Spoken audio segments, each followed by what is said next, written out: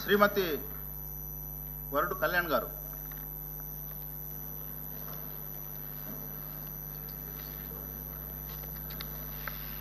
సభకు నమస్కారం అధ్యక్ష. ఈరోజు ఈ చర్చలో పాల్గొనే అవకాశం కల్పించినందుకు ధన్యవాదాలు తెలియజేస్తున్నాను అధ్యక్ష. ఈరోజు ఈ స్వల్పకాలిక చర్చ ద్వారా ఈ ఆంధ్ర రాష్ట్ర ప్రజలు, ముఖ్యంగా మా ఉత్తరాంధ్ర ప్రజలు, మా విశాఖపట్నం ప్రజలు సెంటిమెంట్గా భావించే స్టీల్ ప్లాంట్ గురించి కొన్ని విషయాలు మీ ద్వారా సభ దృష్టిలో పెడదామనుకుంటున్నాను అధ్యక్ష. విశాఖ స్టీల్ ప్లాంటు ప్రైవేటీకరణకు వేగంగా అడుగులు పడుతున్నాయి అధ్యక్ష. అందువలన కార్మికులు చాలా ఆందోళనకు గురవుతూ ఉండే పరిస్థితి చూస్తూ ఉన్నాం అధ్యక్ష. గత నెలలోనే స్టీల్ ప్లాంట్లోని 32 డిపార్ట్మెంట్లను ఒకేసారి ప్రైవేటీకరించేందుకు టెండర్లు పిలవడం వలన కార్మికులు తీవ్రంగా కలత చెందారు అధ్యక్ష. యాక్చువల్గా విశాఖ ఉక్కు ఆంధ్రుల హక్కు అంటూ ఆ నినాదంతో ఎన్నో పోరాటాలు జరిగాయి అధ్యక్ష. అలాగే పోలీసుల కాల్పుల్లో 32 మంది ప్రాణత్యాగాలతో ఏర్పడినది మా విశాఖ స్టీల్ ప్లాంట్ అధ్యక్ష. ఇది దేశంలోనే హై క్వాలిటీ స్టీల్ని ఉత్పత్తి చేసే ప్లాంట్ అధ్యక్ష. అలాంటి స్టీల్ ప్లాంట్ ప్రైవేటీకరణకు బలైపోతుంది అని చెప్పి కార్మికులు ఎంతగానో ఆందోళన పడుతున్నారు అధ్యక్ష. అలాగే ఉత్తరాంధ్ర ప్రజలతో పాటు రాష్ట్ర ప్రజలందరూ కూడా ఆందోళన పడుతూ ఉండే పరిస్థితి చూస్తూ ఉన్నాం అధ్యక్ష. ఈ అంశంలో 15 నెలల క్రితం జరిగిన పరిణామాలను ఒకసారి గుర్తు చేసుకుందాం అధ్యక్ష. గత ఎన్నికల టైంలో ప్రస్తుత ముఖ్యమంత్రిగా ఉన్న చంద్రబాబు నాయుడు గారు స్టీల్ ప్లాంట్ పరిరక్షణ కోసం ఎంతవరకైనా వెళతాని హామీ ఇచ్చారు అధ్యక్ష. అలాగే ప్రస్తుత డిప్యూటీ సీఎంగా ఉన్న పవన్ కళ్యాణ్ గారు స్టీల్ ప్లాంట్ని ప్రైవేటీకరణ జరగనివ్వమని చెప్పారు అధ్యక్ష. గౌరవ మంత్రి గారు అయిన లోకేష్ గారు కూడా స్టీల్ ప్లాంట్ ప్రైవేటీకరణ జరగనివ్వమని చెప్పారు అధ్యక్ష. వాళ్ళ మేనిఫెస్టోలో కూడా స్టీల్ ప్లాంట్ని పరిరక్షిస్తామని చెప్పారు అధ్యక్ష. ఎన్నికల్లో టీడీపీ, బీజేపీ, జనసేన కలిసి పోటీ చేశాయి అధ్యక్ష. ఈ 3 పార్టీలు కనుక కేంద్రంలో వస్తే ఖచ్చితంగా స్టీల్ ప్లాంట్ ప్రైవేటీకరణ నిర్ణయాన్ని వెనక్కి తీసుకుంటారు అని మా ప్రాంత ప్రజలు భావించడం వలన రాష్ట్రంలో ఎక్కడా లేని మెజారిటీలు విశాఖలో కూటమి ఎమ్మెల్యేలకి, ఎంపీలకి వచ్చాయి అధ్యక్ష. అయితే చంద్రబాబు నాయుడు గారు ముఖ్యమంత్రి అయ్యారు అధ్యక్ష. మోడీ గారి ప్రభుత్వం కేంద్రంలో వచ్చింది అధ్యక్ష. విశాఖ స్టీల్ ప్లాంట్ పెట్టుబడులు ఉపసంహరణ నిర్ణయాన్ని వెనక్కి తీసుకుంటూ ప్రకటన చేస్తారని మా ప్రాంత ప్రజలందరూ భావించారు అధ్యక్ష. ఏ నెలకు ఆ నెల, ఈ నెలలోనైనా స్టీల్ ప్లాంట్కి ప్రభుత్వ రంగంలో కొనసాగేట్టుగా చేస్తాము అని ప్రకటన వచ్చేట్టుగా గౌరవ ముఖ్యమంత్రి చంద్రబాబు నాయుడు గారు, అలాగే ఉప ముఖ్యమంత్రిగా ఉన్న పవన్ కళ్యాణ్ గారు కేంద్రంతో ప్రకటన చేయిస్తారని ఎంతగానో కార్మికులు, ప్రజలు ఎదురు చూడడం జరిగింది అధ్యక్ష. అయితే టీడీపీ, జనసేన ఎంపీల మీద ఆధారపడిన కేంద్రం ప్రభుత్వం పైన ఉంది కాబట్టి ఒకవేళ మీరు ఈ పెట్టుబడుల ఉపసంహరణ నిర్ణయాన్ని వెనక్కి తీసుకోకపోతే మా మద్దతు ఉపసంహరిస్తాము అని భయపెట్టైనా దాన్ని ఆపుతారు అని చెప్పి ఎదురు చూడడం జరిగింది అధ్యక్ష. అయితే అలాగే స్టీల్ ప్లాంట్కి సొంత గనులు కేటాయించేలా చేస్తారనేసి ప్రజలు ఎదురు చూశారు అధ్యక్ష. అయితే తీసుకుంటే అధ్యక్ష, గత 15 నెలలుగా స్టీల్ ప్లాంట్ ప్రైవేటీకరణ ప్రయత్నాలు కనీసం ఆగలేదు అధ్యక్ష. ఆగలేదు సరికదా, ఇప్పుడు ప్రైవేటీకరణ మరింత వేగవంతం అవుతూ ఉంది అనేసి కార్మికులు ఇప్పుడు రోడ్డెక్కారు అధ్యక్ష. విశాఖ ఉక్కును ముక్కలుగా చేసి ముందు అమ్మేసి భవిష్యత్తులో పూర్తిగా అమ్మేసే కుట్ర జరుగుతుందని సాక్షాత్తు కార్మికులే ఆందోళన చేస్తూ ఉండే పరిస్థితి ఉంది అధ్యక్ష. కార్మికులతో కానీ, కార్మిక సంఘాలతో కానీ ఎవరితో మాట్లాడినా కూడా చాలా ఆందోళన వ్యక్తం చేస్తూ ఉండే పరిస్థితి ఉంది అధ్యక్ష. 2025 జనవరి 16న కేంద్ర ప్రభుత్వం స్టీల్ ప్లాంట్కి ప్యాకేజ్ ప్రకటించింది అధ్యక్ష. అది 11,440 కోట్లు ప్రకటించింది అధ్యక్ష. అయితే ఇంకా స్టీల్ ప్లాంట్కి తిరుగుండదనేసి కొందరు నాయకులు కూడా చెప్పడం జరిగింది అధ్యక్ష. కానీ అధ్యక్ష, ఆ 11,440 కోట్ల ప్యాకేజ్ వలన స్టీల్ ప్లాంట్ ప్రైవేటీకరణ ఆగలేదు సరికదా. ఇందులో 8,500 కోట్లు మాత్రమే వచ్చింది అధ్యక్ష. ఇంకో 3,000 కోట్లు రావాల్సి ఉంది అధ్యక్ష. ఈ 8,500 కోట్లలో రా మెటీరియల్ కొని స్టీల్ ప్లాంట్ని బ్రతికిస్తారని కార్మికులు నమ్మారు అధ్యక్ష. కానీ స్టీల్ ప్లాంట్ని బ్రతికించే పనులేవి కూడా యాజమాన్యం చేయలేదు అధ్యక్ష. ఎందుకంటే ఈ డబ్బుల్లో ₹1 కూడా ఫ్యాక్టరీ అభివృద్ధికి ఇవ్వలేదు అధ్యక్ష. కోల్కి ₹1 ఇవ్వలేదు అధ్యక్ష. రా మెటీరియల్కి ₹1 ఇవ్వలేదు అధ్యక్ష. జీతాలకు ఇవ్వలేదు అధ్యక్ష. అలాగే కార్మికులు PFకి ఇవ్వలేదు అధ్యక్ష. కార్మికుల డబ్బులు 3,000 కోట్లు వాడేశారు అధ్యక్ష.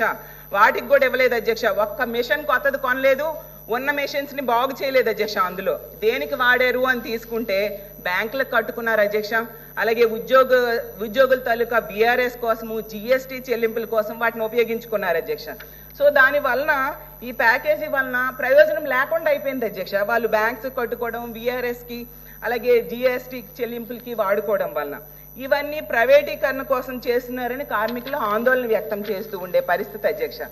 అంతేకాదు అధ్యక్ష, గత కొద్ది రోజులుగా తీసుకుంటే 4500 మంది సుమారుగా కాంట్రాక్ట్ ఉద్యోగులను తొలగించారు అధ్యక్ష.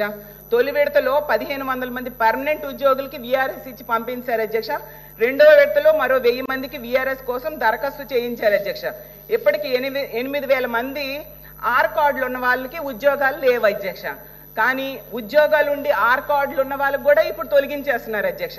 గత ఏడాదిగా కార్మికులకి జీతాలు కూడా సక్రమంగా చెల్లించలేదు అధ్యక్ష. ఉద్యోగులకు ఇచ్చే అలవెన్సులు కూడా పూర్తిగా తగ్గించారు అధ్యక్ష. పండుగలకు కూడా ఉద్యోగులు పస్తులుండే పరిస్థితి ఈరోజు స్టీల్ ప్లాంట్ లో ఉంది అధ్యక్ష. కరెంటు బిల్లుల్లో కూడా రాయితీలు ఎత్తేసిన పరిస్థితి మనం చూస్తూ ఉన్నాం అధ్యక్ష. ఇలా సిబ్బందిని తగ్గించేస్తున్నది కేవలం ప్రైవేటీకరణ కోసమే కార్మికులు ఈరోజు ఆందోళన చెందుతూ ఉన్నారు అధ్యక్ష. అలాగే ఇవన్నీ ఒక ఎత్తు అయితే గత నెలలో ఒక పిడుగు లాంటి నిర్ణయం స్టీల్ ప్లాంట్ యాజమాన్యం తీసుకుంది అధ్యక్ష. అదేంటంటే గత నెల ఆగస్టు 16, 2025న 32 డిపార్ట్మెంట్లను ప్రైవేట్ కాంట్రాక్టర్లకు అప్పగిస్తూ 44 టెండర్ నోటిఫికేషన్స్ ఇచ్చారు అధ్యక్ష. ఆ రోజు నుంచి స్టీల్ ప్లాంట్ కార్మికులకు కంటి మీద కునుకు లేదు పరిస్థితి, అలాంటి పరిస్థితి వచ్చింది అధ్యక్ష. ఎందుకంటే యాజమాన్యం 32 డిపార్ట్మెంట్లోని ఎలక్ట్రికల్, మెకానికల్, హౌస్ కీపింగ్ మరియు ఆపరేషనల్ పనుల కోసం 44 ఎక్స్ప్రెషన్ ఆఫ్ ఇంట్రెస్ట్ టెండర్లు నోటిఫికేషన్ జారీ చేసింది అధ్యక్ష. అధ్యక్ష 10 నిమిషాలైనా ఇవ్వకపోతే ఎలాగ అధ్యక్ష? అంటే ప్రైవేటీకరణకు చాలా వేగంగా అడుగులు వేస్తున్న మన సంకేతాన్ని స్టీల్ ప్లాంట్ యాజమాన్యం ఇచ్చింది అధ్యక్ష. అధ్యక్ష నాకు ఇంకో 5 మినిట్స్ అయితే ఇవ్వాలి అధ్యక్ష. ఫ్యాక్టరీ చట్టాలు, కార్మిక చట్టాల ప్రకారం ఆపరేషనల్ జాబ్స్ అత్యంత కీలకమైన పనులు కాంట్రాక్టులకు లేదా అవుట్ సోర్సింగ్లకు అప్పగించడానికి వీల్లేని పరిస్థితి అధ్యక్ష. ఎందుకంటే ఫ్యాక్టరీ చట్టాలు, కార్మిక చట్టాలు అలా చెప్తున్నాయి. అలా చేయడం అంటే ఇలా చేస్తున్నారు వీళ్ళంటే పరోక్షంగా వీళ్ళు ప్రైవేటీకరణ చేస్తున్నారు అనే విషయం కార్మికులందరికీ అర్థమైంది అధ్యక్ష. అందుకే ఈరోజు రోడ్డెక్కి ఆందోళన చేస్తున్నారు అధ్యక్ష. ఈ ప్రైవేటీకరణ నిర్ణయం వెనక్కి తీసుకోవాలనేసి ఫైనల్గా చెప్తున్నాను అధ్యక్ష. బీహార్లో నితీష్ కుమార్ గారు ఉన్నారు అధ్యక్ష. ఆయనకున్న బలంతో ఏం కావాలంటే అది సాధించుకుంటున్నారు అధ్యక్ష.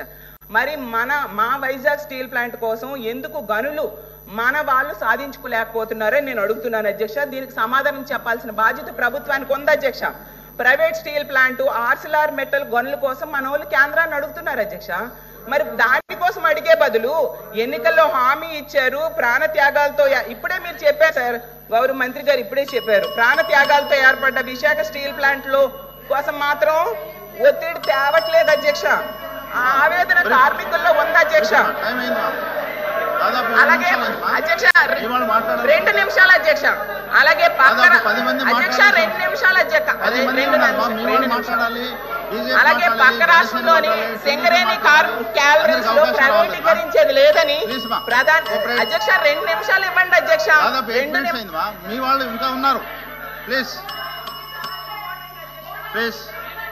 రామ్ సుబ్బారెడ్డి గారు అడుగుతున్నాను అధ్యక్ష. అలాగే అక్కడ ఎమ్మెల్యే గారు అంటారు జీతాలు తీసుకుంటూ పని చేయని గోస్ట్ ఎంప్లాయీస్. సార్ పదే chair has given me time, chair time ఇచ్చారు సార్. కూర్చోవాలి మా మంత్రి గారు, ప్లీజ్ వినండి మా, వినండి. మంత్రి గారు లేసారు మా, ప్లీజ్ ఒక్క నిమిషం. మంత్రి గారు ప్లీజ్. అమ్మా మీరు కొన్ని పాయింట్స్ చెప్పారు, దానికి సమాధానం చెప్పాలమ్మా. లేదంటే హౌస్ తప్పుదారి పడుతుంది. మిగతాలు కూడా మాట్లాడతారు కదా సార్.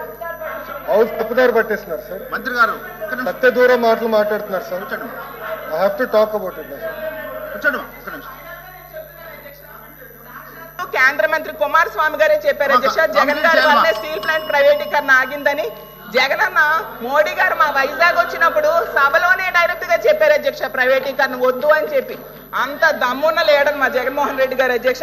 ఫైనల్ గా మీకు ఒకటే చెప్తున్నాను అధ్యక్ష, ఎప్పటికైనా కార్మికులతో ప్రభుత్వం మాట్లాడండి అధ్యక్ష. కేంద్రంతో ప్రకటన చేయించండి అధ్యక్ష. దయించి మా స్టీల్ ప్లాంట్ ప్రైవేటీకరణ కాకుండా కాపాడండి అధ్యక్ష. Thank you so much. మంత్రి గారు అధ్యక్ష ప్రైవేటీకరణ ఆగిందని మేడం గారే చెప్పారు. ఇప్పుడే స్టేట్మెంట్లో చెప్పారు ఆగిందని మేడం గారే చెప్తారు. మళ్ళీ ప్రైవేటీకరణ జరుగుతుంది అంటారు. అమ్మ మీకు క్లారిటీ ఉంది అసలు ఏం జరుగుతుందో? Sir we're in the house, every word matters sir. She హెస్ స్పెడ్ ఆగిందన్నారు, రికార్డ్ చుట్టుందంటే సభ వాయిదా వేద్దాం, చైర్ అనుమతితో సభ వాయిదేసి చెక్ చేద్దాం. ఆగిందన్నారు.